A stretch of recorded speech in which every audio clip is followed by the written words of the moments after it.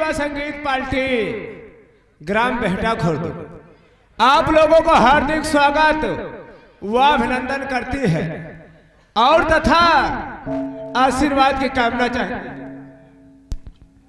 अभी तक आप लोग इस पार्टी का साज और नगमा सुना। अब आइए हम आप लोगों को ले चल रहा हूं चौबोले की ओर, लेकिन चौबोला सुनने से पहले एक बार देवी माँ का जयकारा लग जाए तो बहुत अच्छी बात होगी। बोलिए सरस्वती माता की, बोलिए दुर्गा माता की, बोलिए बजरंगबली बाबा की, बोलिए शंकर भगवान की।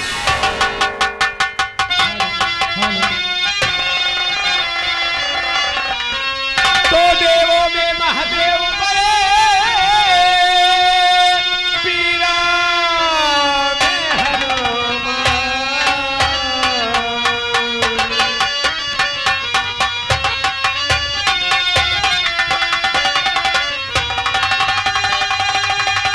तो देवों में महादेव बड़े,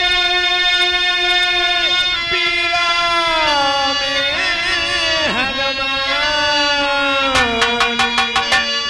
और सती में सीता,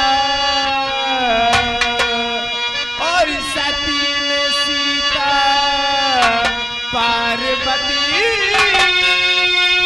अनसुईया माँ की समान सती।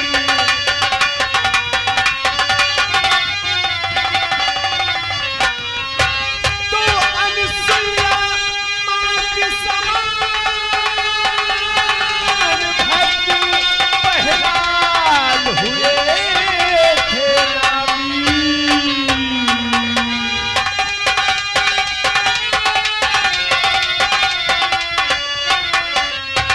तो अनसुईया माँ की समान भक्ति पहलाल हुए थे नामी। और दानी में राजा,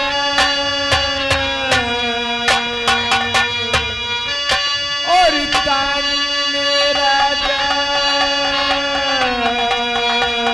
हरिश्चंद्र थे, पिके जो तीनों प्राणी।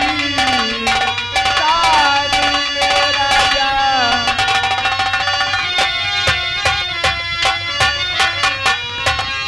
तो सुंदरता में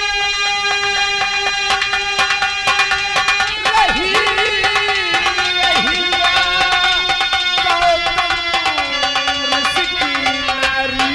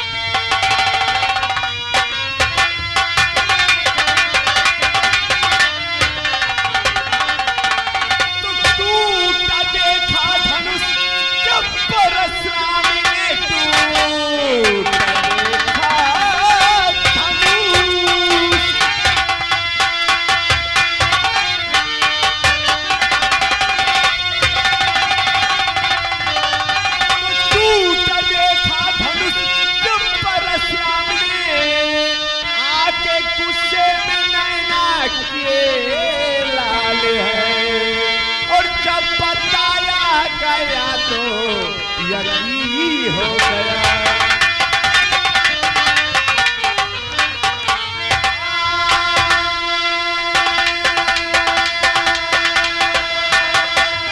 जब बताया गया तो यकीन हो गया। त्रेता युग में लिया नाम अवतार है। जब बताया गया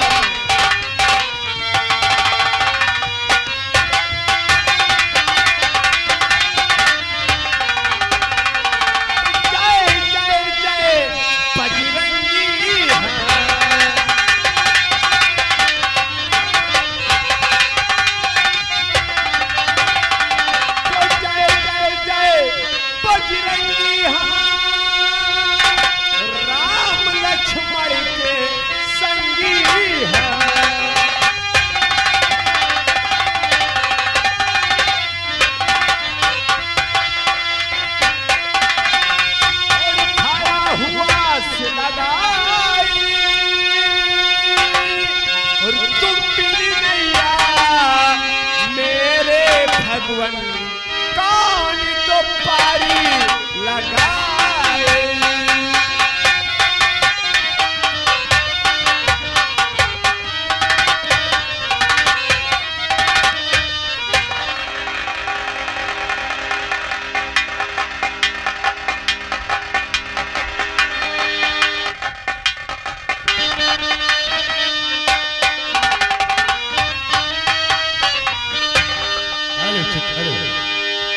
तो राजस्थान दरमियान में ख्वाजा का दरबार और या ख्वाजा कर दो रहे आप कहो दीदार।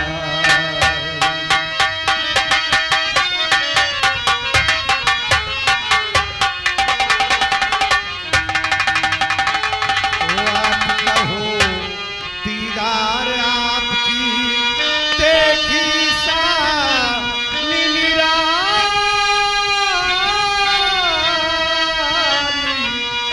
आप कहो दीदार आपकी देखी सा निराली।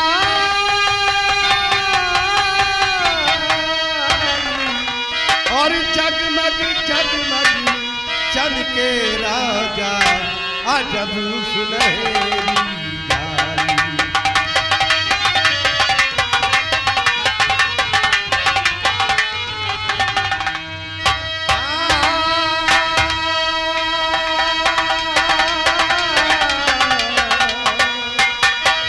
जगमग जगमग जगमग जगमग चमके राजा अजब सुनहरी जाली।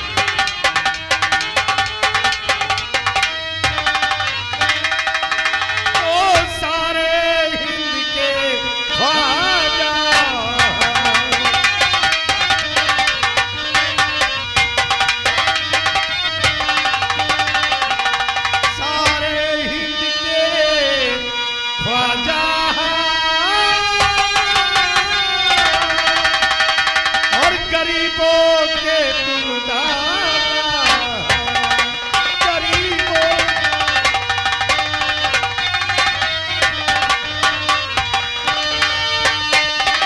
दीवार तेरा